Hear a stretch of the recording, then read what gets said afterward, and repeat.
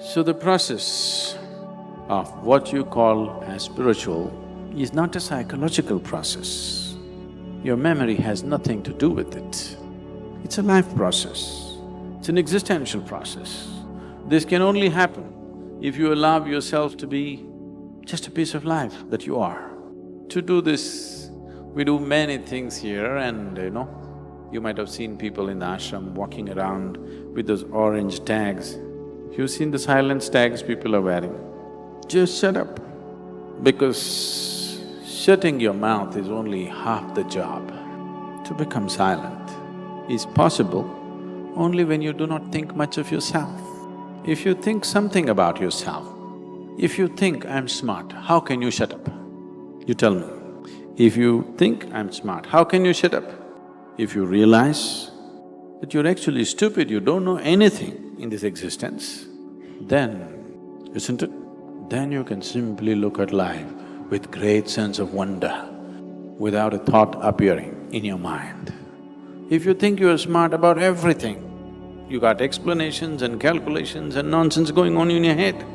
If you see one thing, 1,000 thoughts will go off, isn't it? You're not sitting here in the satsang totally silent. You're agreeing with me, disagreeing with me, making comments within yourself, making comments about the clothes that somebody is wearing next to you, appreciating it, depreciating it. Everything is happening. Am I wrong? Because the moment you think there is some value to what you think, then you can't stop it. No way to stop it. It'll just go on and on and on. When you see there is absolutely no life value to your thought process, it is just memory recycling itself. It's just the same old nonsense recycling itself. But if you're excited, if you're enamored by this recycle, if you think it's great, you cannot stop it. If you see the patterns of what it is, if you see the stupidity of what it is, then slowly you will distance yourself and it'll collapse.